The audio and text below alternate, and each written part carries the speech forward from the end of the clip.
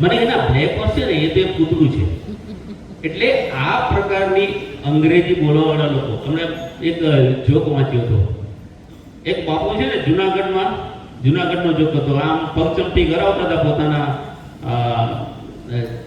માણસ પાસે, ને ત્યાં ધોળીઓ ફરતો આવ્યો. ઘણા બધા ધોળીઓ આવતા હોય. એ ધોળીઓ આવીને પેલા બાપુ પૂછે કે hello જન્ટલમેન, I want to go Junagadh, is this Junagadh? એટલે બાપુ તો કંઈ ના બોલ્યા. એટલે પેલા કીધું કે હિન્દીમાં પૂછ્યું. ધોળિયાને હિન્દુ આવડતું હતું થોડું. એટલે ધોળિયાએ પૂછ્યું કે જન્ટલમેન, मैं जूनागढ़ देखना चाहता हूँ, ये जूनागढ़ है? बापू कहीं नहीं बोला. પછી એક ફ્રેન્ચ આવડતું હશે એટલે ફ્રેન્ચમાં એમ મળ્યું કે યાર સર્ટિફિકેટ છે જુનાગઢ. આ તમને સમજ પડી? ફ્રેન્ચ સમજ નહીં પડી ને એવું પછી કહું છું કે એનું શું કરવાનું. એટલે બાપુ એમાંય કંઈ ના બોલ્યા. દોડ્યો, કંટાળીને જતો રહ્યો. પછી એના પેલા જે માણસ હતો ને એ કીધું બાપુ એક વાત કરવા જેવી ખરી. એટલે બાપુએ પૂછ્યું શું? કે હારું બીજું કંઈ નહીં પણ આમ ઇંગ્લિશ આપણને પરફેક્ટ આવડવી જોઈએ. બાપુએ કીધું પેલાને 3 આવડતી હતી, એણે હું ઉકાળ્યું. એટલે ભાષા પર કોઈ પણ પ્રભુત્વ તમારું હોવું જોઈએ. મિત્રો, માતૃભાષાને આપણે શા માટે અગત્ય આપવું જોઈએ? યુનેસ્કોએ એક બહુ મોટો સ્ટડી કર્યો હતો અને એમાં 2 વસ્તુઓ એને નોંધી. નંબર 1, ઘણી બધી માતૃભાષાઓ નામશેષ થઈ ગઈ કે જે એ પ્રજાના વિકાસ માટે, બૌદ્ધિક વિકાસ માટે બાળકોને જરૂરી હતી. એટલે બીજી વસ્તુ યુનેસ્કોએ શું કરી કે એક લિસ્ટ બનાવ્યું કે કેટલી ભાષાઓ એવી છે કે જે જોખમમાં છે કે ભવિષ્યમાં એ નામશેષ થઈ જાય. અને આજે અહીંયા આવતા મને આનંદ તો થયો પણ થોડું દુઃખ પણ થયું. દુઃખ એ થયું કે ગુજરાતી ભાષાનું પણ એ જોખમવાળી ભાષામાં નામ છે. અને ગુજરાતી બચાવવા માટે ગુજરાતમાં મારે કોઈ શાળામાં જવું પડે એ વાતનું મને ખરેખર ભારે દુઃખ છે. કારણ કે આપણે ક્યાંક ને ક્યાંક આપણી માતૃભાષાનું ગૌરવ કરવાનું ચૂકી ગયા છે. તો માતૃભાષાનો આટલો આગ્રહ કેમ? મિત્રો, 3 એવી માં છે કે જેને આપણે કદી ભૂલવી ના જોઈએ. એક આપણી જન્મ આપનારી માં, બીજી આપણી માતૃભૂમિ અને ત્રીજી આપણી માતૃભાષા. માતૃભાષા એ આપણી માં છે. બીજી બધી હિન્દી, મરાઠી, બેંગોલી આ બધી છે એ બધી આપણી શું છે? માસી છે. આપણા ભારતની બધી ભાષાઓને જન્મ આપનારી કઈ ભાષા છે? સંસ્કૃત. એ આપણી નાની છે. અને અંગ્રેજી આપણી મામી છે. મામી કોઈ દિવસ આપણા પરિવારની ના હોય. તમે જો આપણા પરિવારમાં મામી આપણે શું કરીએ? મામા જઈને ક્યાંકથી એને વડાવીને લઈ આવે. આ અંગ્રેજી આપણી મામી છે ને આપણે એને ક્યાંકથી વડાવીને પરાણે લઈ આવ્યા છે સાહેબ. એટલે કોઈ દિવસ આપણી મામી તો કોઈ પણ સંજોગોમાં માનું સ્થાન નહીં લઈ શકે. એટલે હું એવું માનું છું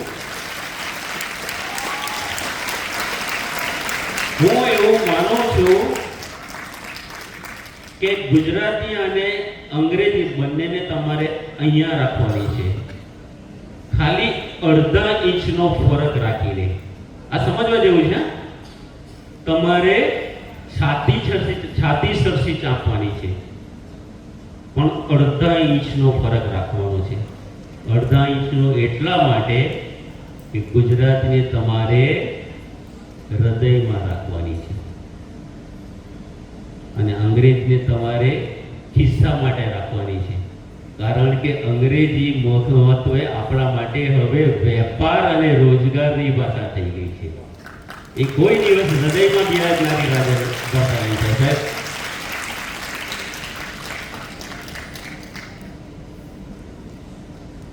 માતૃભાષાથી ફાયદો શું થાય?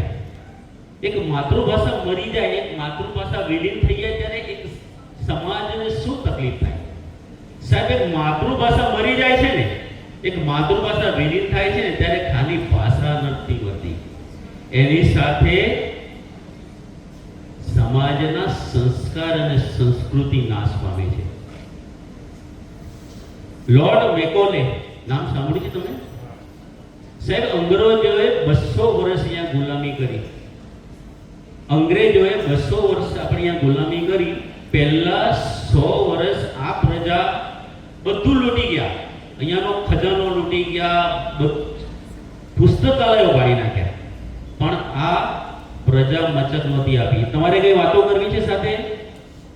હલો, મારી આદત છે આ વાત નહીં સાંભળશો ને, હું તમારી પાસે આવીને તમને પૂછીશ કે માતૃભાષા કેમ અગત્યની છે.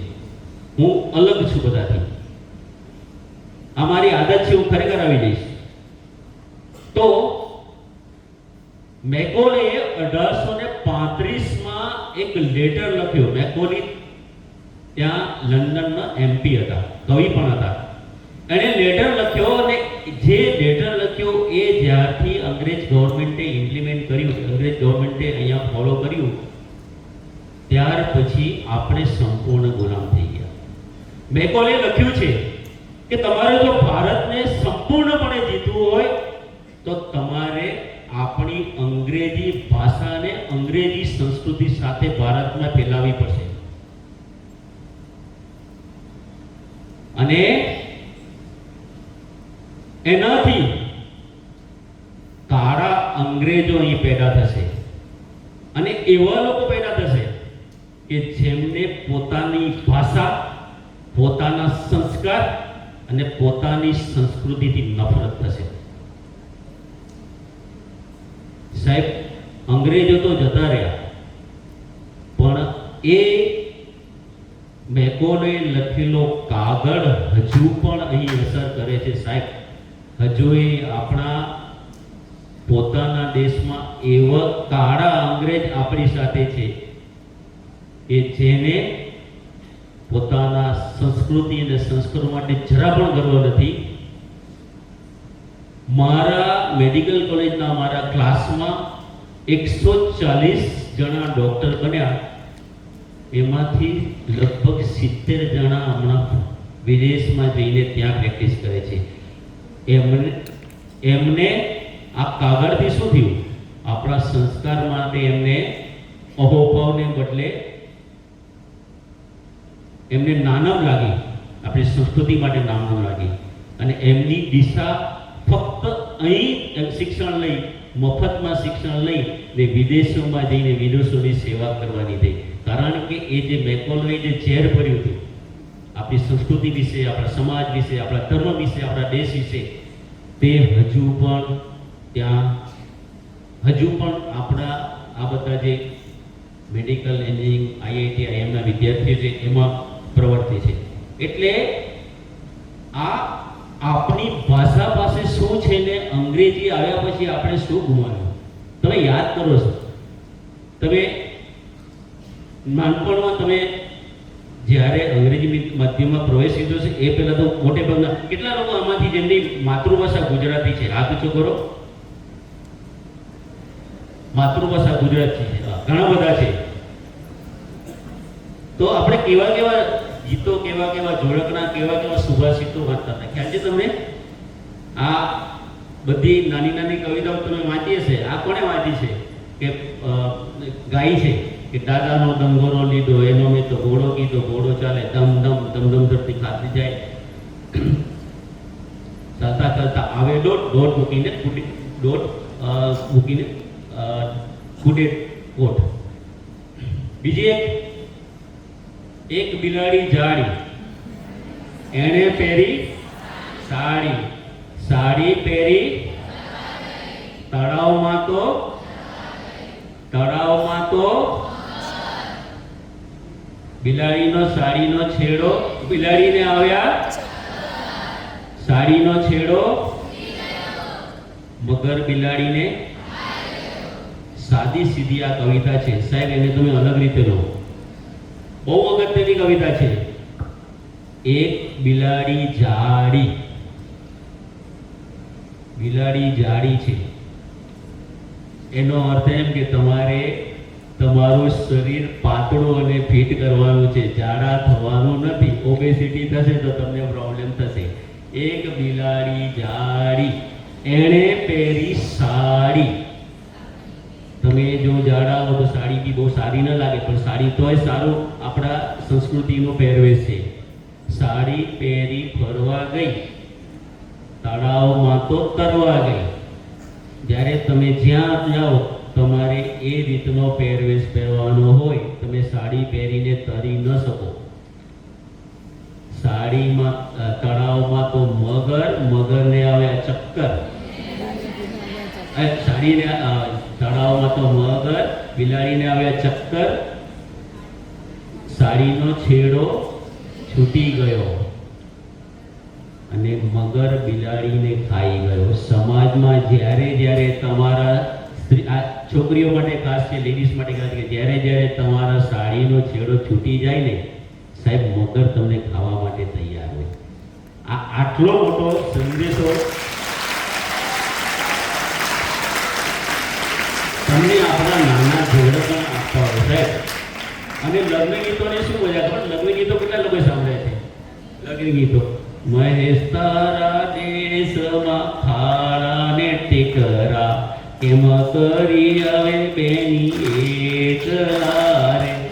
બસ એ પછી જવાબ આપીને ખાડા પુરાવો ને ટેકરા ખોડાવો, એરોપ્લેનમાં બેસી બેની આવશે રે. હવે એરોપ્લેનમાં બેસી આવવાનું હોય તો ખાડા પુરાવાની શું જરૂર છે? પણ એ લેવલના હતા. પ્રભાતે કેટલા લોકો સાંભળ્યા છે કે જાગને જાગવા કૃષ્ણ ગોવાળિયા, તુજમીના ઘેનમાં કોણ જાશે. અને એ ગોવાલ એ કાનુડા તારી ગોવાલ મોરલીએ બંધાણી રે. તો આ તમે બધા યાદ કરો. અને કેટલી વિશિષ્ટતા આપણા ગુજરાતીમાં 12 ગાવે બોલી બદલાય. તમે કાઠિયાવાડી ભાષાનો લેખો જો, આપણે અંગ્રેજી બોલીએ ને, અંગ્રેજી પણ એટલે કોઈને કહીએ ને તો શું કહી? થેન્ક યુ હા, સોરી હા. હવે થેન્ક યુ ને હા જરૂર નથી, પણ આ જે હા છે ને એ આપણો લેખો છે ને સાહેબ. આ હા લેખો જ્યાં સુધી જીવશે ને ત્યાં સુધી ગુજરાતીને કંઈ નહીં થાય એવું હું માનું છું. તો કાઠિયાવાડી કેટલી મીઠી ભાષા. તમે કોઈ દિવસ વલસાડીમાં કવિતા સાંભળી છે? વલસાડીમાં સાંભળી છે? દરેક વિસ્તાર માટે કવિતાઓ હોય. સ્વામીજી, એક જ વસ્તુનો મને અફસોસ થાય કે કાઠિયાવાડીમાં આટલી બધી કવિતાઓ થઈ, ઉત્તર ગુજરાતમાં આટલી કવિતાઓ થઈ, પણ ક્યાંક મને એવું લાગે કે વલસાડની કવિતાઓને કે વલસાડના સાહિત્યને ના તો કોઈ એટલું બધું ખેડાણ કર્યું છે ને ના એનો કોઈ ઇમ્પોર્ટન્સ મળી છે. એટલે એક વલસાડી ગઝલ તમને સંભળાવવાનું મન થાય છે. આજે વિશ્વ માતૃભાષા દિવસ છે ત્યારે, અને એ કોણે લખી છે તે એટલા માટે નહીં કહું કે તમને ગમશે તો કહીશ. બહુ મોટા ભવિષ્યના સાહિત્યકાર અને કવિ છે. કેટલા લોકોને વલસાડી આવડે છે? કેટલા લોકોને આવડે છે? હાથ ઊંચા કરો. વલસાડી બોલતા કેટલાને આવડે? સાંભળી છે? કેટલા લોકોએ સાંભળી છે? હા. તો ઊંઠો જોની પ્રેમમાં પડ્યો મારી લાયકા. આ મારી લાયકા હોય છે ને એ તમને વલસાડ સિવાય બીજે ક્યાંય નહીં સંભળાય. મારી લાયકા સાંભળો છે? અમથો જોની પ્રેમમાં પડ્યો મારી લાયકા, તેમાં પાછો ઘોડે ચડ્યો મારી લાયકા. અપઘાતના બી રસ્તા બીજા કોની ઉઠા, અરપેરી ફાંસીએ ચડ્યો મારી લાયકા. ને સિંહની જેમ હું છાટી કાઢીને ચાલતો ઉઠો, સિંહની જેમ હું છાટી કાઢીને ચાલતો ઉઠો, ને પૈણો ને તૂટી ગયો બૈડો મારી લાયકા. ને એક જમાનામાં ઊંબી ઉઠો એકદમ હેન્ડસમ, એક જમાનામાં ઊંબી ઉઠો એકદમ હેન્ડસમ, ને ભર જવાનીમાં થઈ ગયો ગયડો મારી લાયકા. ને લગ્નને દિવસે એનું આખું કામ રડેલું, ને લગ્નને દિવસે એનું આખું કુટુંબ રડેલું, લગ્નને દિવસે એનું આખું કુટુંબ રડેલું, લગ્ન પછી હું એકલો રહ્યો મારી લાયકા. ને હવે કવિનું નામ આવે છે કે કવિતા લખીને કાર્તિક પોતાની દાજ ઉડારે, કવિતા લખીને કાર્તિક પોતાની દાજ ઉડારે, છૂટવાનો ક્યાં રસ્તો મળ્યો મારી લાયકા, અમતો જોની પ્રેમમાં પડ્યો મારી લાયકા. તો સાહેબ આ આપણી ભાષાનું વૈવિધ્ય છે ને, આ આપણી ભાષાનું ગૌરવ છે. હવે ઘણા લોકોને પૂછીએ ને કે ભાઈ પ્રાથમિક શિક્ષણ ગુજરાતીમાં લેવું જોઈએ. હું એક વસ્તુ અહીંયા સ્વીકાર કરું છું, મારા બંને બાળકોને મેં અંગ્રેજી મીડિયમમાં ભણાવ્યા છે, અંગ્રેજી માધ્યમમાં. બે વસ્તુ હતું, ત્યારે મને આટલું બધું જ્ઞાન પણ નહોતું, અને બીજું મને પોતાને સાહિત્યમાં એટલો રસ હતો કે મને ખબર હતી કે હું મારા બંને બાળકોને ગુજરાતીમાં પણ સમૃદ્ધ કરીશ. સાહેબ મારી દીકરી ડૉક્ટર શિવાની છે, એ કથક ભરતનાટ્યમ નૃત્ય કરે છે, કવિતાઓ ગુજરાતીમાં બોલે છે, મારો દીકરો ગુજરાતીમાં એકદમ નિપુણ છે. એટલે આ મારા તરફથી મને કોન્શિયસ બાઇટ થાય કે હું ગુજરાતી પ્રાથમિક શાળામાં એ પ્રમોટ કરતો મને તો લોકોને એવું થશે કે જો અંગ્રેજી માધ્યમમાં ભણીએ ને તો આપણે તરત સફળ થઈએ. એવું નથી સાહેબ. તમે મને બતાવો આપણા ભારતમાંથી નોબેલ પારિતોષિક કોને મળ્યું? નામ કહેશો ભાઈ? નોબેલ પારિતોષિક ગીતાંજલિ માટે કોને મળેલું? રવિન્દ્રનાથ ટાગોર બેંગોલીમાં ભણ્યા. અર્થશાસ્ત્રી કોણ હતા જેને નોબેલ પ્રાઇઝ મળ્યું? અમર્ત્ય સેન બેંગોલીમાં ભણ્યા. આપણા વૈજ્ઞાનિક કોણ હતા જેને નોબેલ પ્રાઇઝ મળ્યું? સીવી રામન, સાઉથ ઇન્ડિયાની કોઈ ભાષામાં ભણેલા. ડોક્ટર અબ્દુલ કલામ કઈ ભાષામાં ભણ્યા? તમિલમાં ભણ્યા. શ્રી નરેન્દ્રભાઈ મોદી હમણાં સુધીના સૌથી સફળ પ્રધાનમંત્રી, વડનગરની ગુજરાતી શાળામાં ભણ્યા.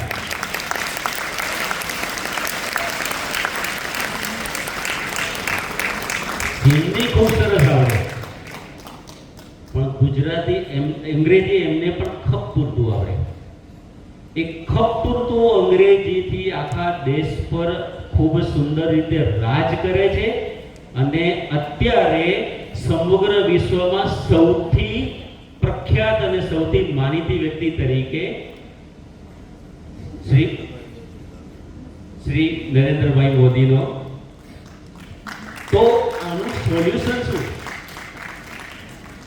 આજના દિવસે આપણે અહીં સંદેશો શું લઈ જવાનો? નંબર 1, જેમ ભાગ્યેશભાઈએ કીધું તેમ જ્યાં પણ શક્ય હોય ત્યાં તમારે તમારું કોમ્યુનિકેશન, તમારો સંવાદ ગુજરાતીમાં જ કરવો. નંબર 2, ઘરે તમારા બાળકો ભલે અંગ્રેજી માધ્યમમાં ભણતા હોય તો પણ ગુજરાતીમાં જ બોલવું. નંબર 3, તમારા બાળકોને દરેક જન્મદિવસે એક ગુજરાતી ચોપડીની ગિફ્ટ આપો, ગુજરાતી ચોપડીની ગિફ્ટ આપો, એમને ગુજરાતી વાંચવા માટે પ્રેરણા આપો. સાહેબ હું આઈએમએનો પ્રેસિડેન્ટ હતો, હું ઘણી બધા હોદ્દા પર હતો. મેં લગભગ હમણાં સુધીમાં હું કોઈને, જ્યાં સુધી રહ્યો, હોદ્દા પર ફૂલ કોઈને નથી આપ્યા. હું દરેકને ગુજરાતી ચોપડી આપીને એનું અભિવાદન કરું. એ તમે સ્કૂલમાં પણ સ્વામીજી ઇમ્પ્લિમેન્ટ કરી શકો. તમે જે ફૂલ આપો છો એટલે નાની ગુજરાતી પુસ્તિકા આપો. આ રીતે પણ આપણે સેવા કરી શકીએ. એમને સારા ગુજરાતી ફિલ્મ કે નાટક બતાવો, એમને સારા ગુજરાતી ગીતો સંભળાવો. અને જ્યાં પણ જાઓ, એક મિનિટ અડધી મિનિટ વધારે લઈશ, પણ એક મને 1935નો કિસ્સો યાદ આવે છે. બકો ઠાકર આપણા કવિ હતા, એણે ગાંધી બાબુને એક કાગળ લખેલો, પણ અંગ્રેજીમાં લખેલો.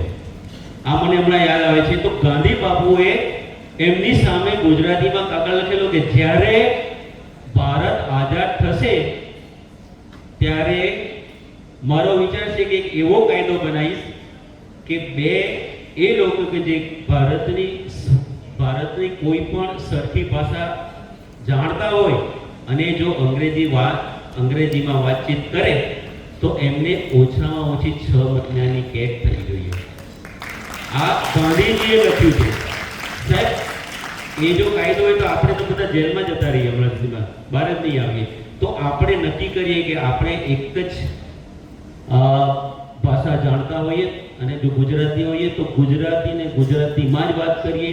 તમે કોઈ સાઉથ ઇન્ડિયન કે કોઈ મરાઠી મેં મળ્યા હોય ને તમે એમને ઇંગ્લિશમાં વાત કરતા નહીં જોયા હોય, એમને એટલું ગૌરવ છે જે આપણા ગુજરાતીમાં નથી. તો આપણે ગુજરાતી નહીં જાણીને શું ગુમાવ્યું? આપણે, હું હવે જલ્દી બતાવવા માંગુ છું કારણ કે મારા કો સ્પીકર છે, પણ આપણે કેટલી સુંદર સુંદર રચનાઓ સાહેબ ગુમાવી. તો એક ઝવેરચંદ મેઘાણીની એક રચનાની બે લીટી ગાઈને હું વિરમીશ અને તમે મારી સાથે સાથ પુરાવજો. જનનીના હૈયામાં પોડંતા પોડંતા પીતો કસુંબીનો રંગ, પીતો કસુંબીનો રંગ, ઓલા થોડા દાણ કેરી ધારાએ ધારાએ પામ્યો કસુંબીનો રંગ.